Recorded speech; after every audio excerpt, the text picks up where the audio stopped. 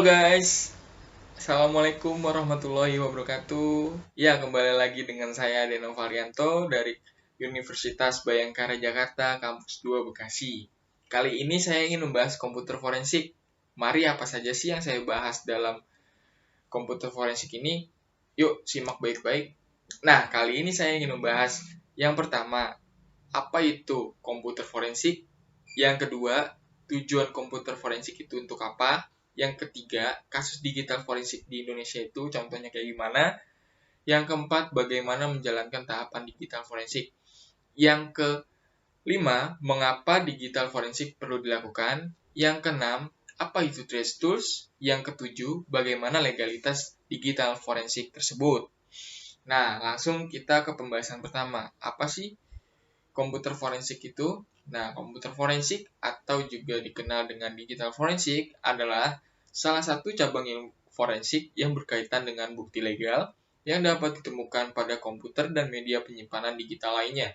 Forensik sendiri merupakan sebuah proses ilmiah dalam mengumpulkan, menganalisis, dan menghadirkan berbagai bukti pada sidang pengadilan karena adanya suatu kasus hukum.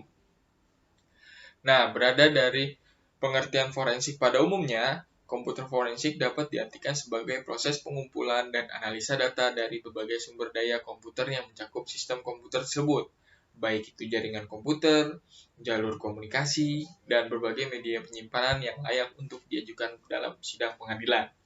Nah, itulah pengertian komputer forensik. Kita lanjut ke pembahasan kedua, yaitu tujuan komputer forensik. Nah, tujuan komputer forensik itu adalah untuk menjabarkan keadaan terkini dari suatu catatan digital. Istilah catatan digital bisa mencakup sebuah sistem komputer, media penyimpanan seperti flash disk, hard disk, atau juga CD-ROM. Sebuah dokumen elektronik, misalnya sebuah pesan email atau gambar yang berformat JPEG ataupun yang lainnya. Bahkan sederetan paket yang berpindah dalam jaringan komputer. Nah, secara lebih rinci, komputer forensik memiliki fungsi mengamankan dan menganalisis bukti digital, serta memperoleh berbagai fakta yang objektif dari sebuah kejadian atau pelanggaran keamanan dari sistem informasi. Berbagai fakta tersebut akan menjadi bukti yang akan digunakan dalam proses hukum. Contohnya, melalui internet forensik untuk dapat mengetahui siapa saja orang yang mengirim pesan elektronik, kapan dan di mana keberadaan pengirim tersebut. Dalam contoh lain, dapat pula dimanfaatkan untuk melihat siapa pengunjung suatu situs secara lengkap dengan informasi IP address. Nah, caranya gimana? Komputer yang dipakainya dan keberadaannya serta kegiatan apa yang dilakukan pada situs tersebut ketahuan dari IP address tersebut. Nah, lanjut kita ke pembahasan ketiga. Kasus digital forensik di Indonesia. Nah, ini saya mengambil kasus yang terjadi di Indonesia itu waktu itu pernah ada ledakan bom di Mega Kuningan. Nah, Polri membuka isi laptop Nurdin M-Top tanggal 29 September 2009 dalam penggerebekan di kota Solo. Di dalamnya terdapat video rekaman dua pengantin dalam ledakan bom di Mega Kuningan, yaitu Dani Dwi Permana dan Nana Ikhwan Maulana. Pada video tersebut terekam aktivitas keduanya yang didampingi oleh Syaifuddin Zuhri telah melakukan 2 kali field tracking atau survei pada target sasaran pengeboman yaitu Hotel JW Marriott dan Ritz-Carlton.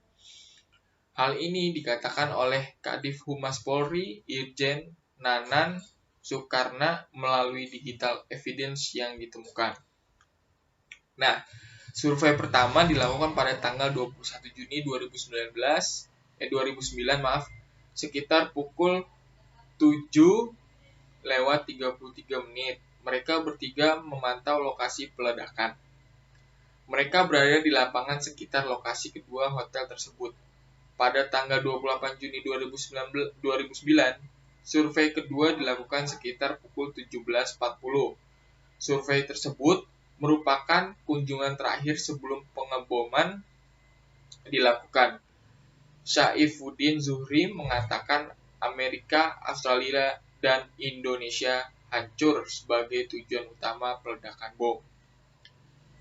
Nah, dalam laptop milik Nurdin M-Top terdapat tulisan dari Saifuddin Jailani yang berisi pembagian tugas seperti ketua, bendahara, pencari senjata, dan lain-lain. Nah, keren sih ada susunan anggotanya. Nah, lanjut lagi, kita lanjut lagi. Serta keterangan terkait dengan jadikan Amerika dan Australia sebagai target peledakan. Hal ini dikemukakan oleh Kombes Petrus Golose. Petrus menambahkan bahwa Saifuddin merupakan orang yang penting dalam jaringan Nurdin, yakni sebagai pimpinan strategis Al-Qaeda kawasan Asia Tenggara sejak tahun 2005. Pada pengeboman yang terjadi tanggal 17 Juli 2009 tersebut, Saifuddin berperan sebagai pemimpin lapangan sekaligus perekrutan pelaku bom. Nah, sekalian pemimpin upacara. Nah, itulah contoh kasus IT forensik. Nah, kita lanjut ke pembahasan keempat. Bagaimana sih menjalankan tahapan digital forensik? Nah, yuk kita simak baik-baik. Tahapan digital forensik itu yang secara garis besar terdapat 4 tahapan. Yang pertama, pengumpulan data, pemeliharaan data, analisis, dan presentasi laporan akhir. Nah, pengumpulan data itu tahap pertama untuk dilakukan ialah mengumpulkan dan mendapatkan bukti-bukti yang dapat digunakan untuk mendukung proses penyelidikan. Nah, itu namanya pengumpulan data. Yang kedua, pemeliharaan. Apa sih maksudnya pemeliharaan itu? Tahap kedua ini pemeliharaan data untuk menyiapkan bukti-bukti yang ada, termasuk dalam tahap ini melindungi bukti-bukti dari terjadinya kerusakan, perubahan, dan penghilangan oleh pihak-pihak tertentu. Jadi tahapan pemeliharaan data ini di komputer forensik itu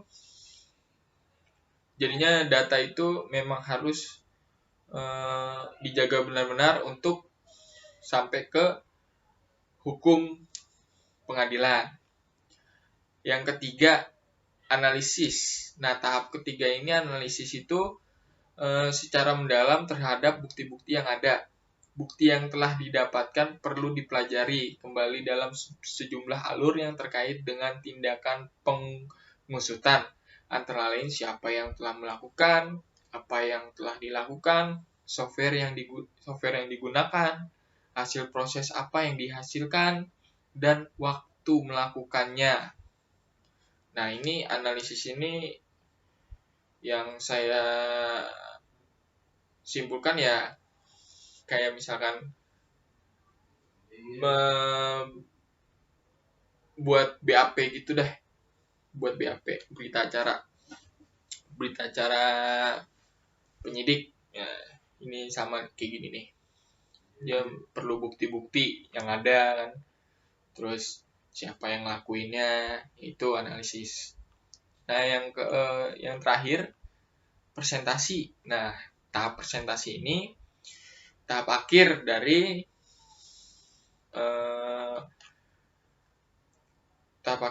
tahapan digital forensik. Nah, apa sih presentasi itu? Secara rinci laporan penyelidikan dengan bukti-bukti yang sudah dilakukan analisis sebelumnya secara mendalam dan dapat dipercaya secara ilmiah di pengadilan. Beberapa hal penting yang perlu dicantumkan pada saat presentasi dan penyajian laporan tersebut. Adapun beberapa faktor yang dapat mempengaruhi hasil dari penyajian laporan ialah sebagai berikut. Nah, yang pertama ada alternative explanation. Nah, ini seorang analis pada dasarnya harus mampu menggunakan pendekatan yang berupa metode untuk menyetujui ataupun menolak setiap penjelasan dari sebuah kasus atau perkara yang diajukan. Nah, itu alternative explanation. Yang kedua, audience consideration. Nah, apa sih? yaitu menyediakan data ataupun informasi kepada audiens yang sangat berguna dan diperlukan.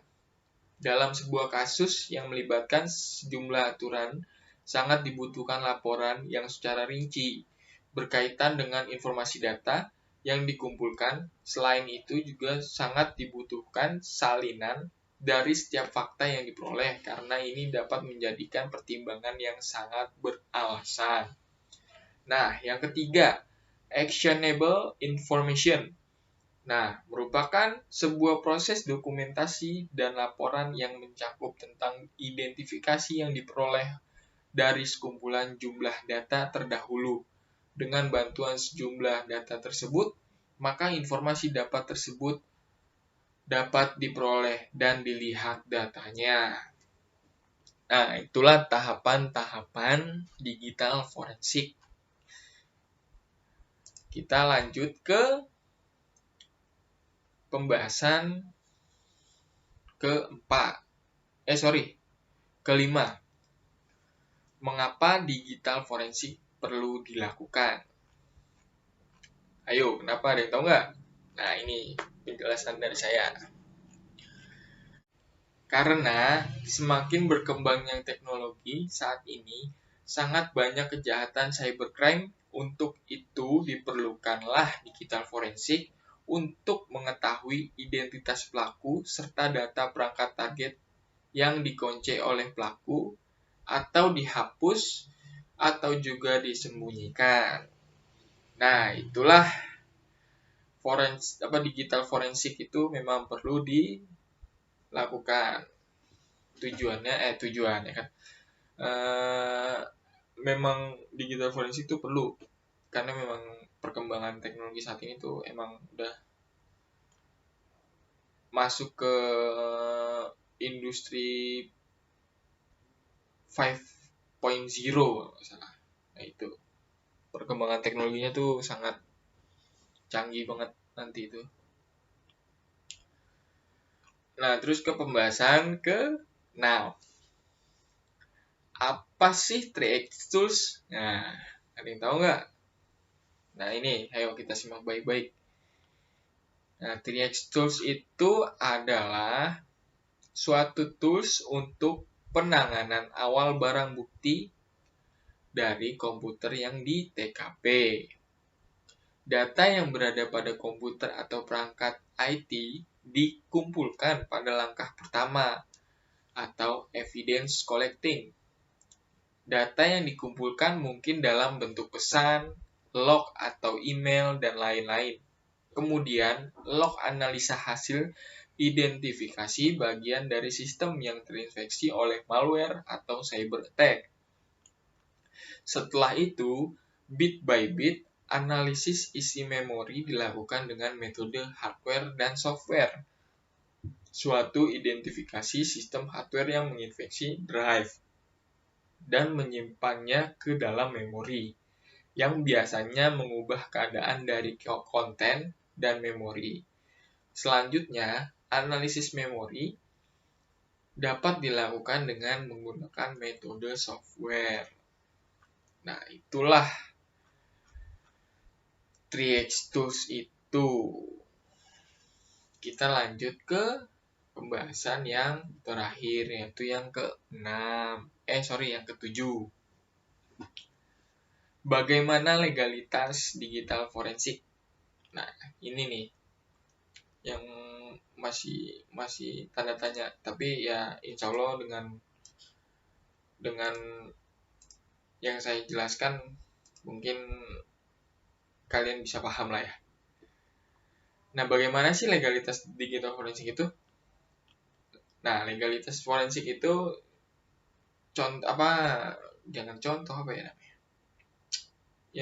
sebuah dokumen hukum yang memungkinkan penegak hukum untuk mencari barang bukti. Contohnya pada kantor, tempat usaha, atau lokasi kejadian. Nah, untuk menemukan barang bukti dari sebuah kejahatan yang dituduhkan, namun untuk kasus hacking atau memasuki jaringan komputer orang lain secara ilegal, dan melakukan modifikasi atau device. Penyelidikannya dihadapkan problematika yang rumit, terutama dalam hal pembuktian. Banyak saksi maupun tersangka yang berada di luar yurisdiksi hukum Indonesia, sehingga untuk melakukan pemeriksaan maupun penindakan amatlah sulit. Jadinya untuk legalitas digital forensik itu memang sudah ada dengan undang-undang ITE-nya.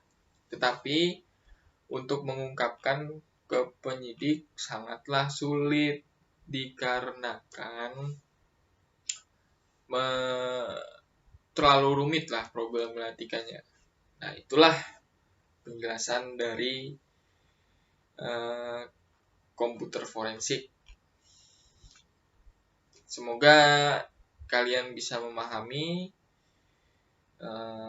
Kurang lebihnya saya mohon maaf apabila ada salah-salah kata. Wassalamualaikum warahmatullahi wabarakatuh. Sampai jumpa lagi.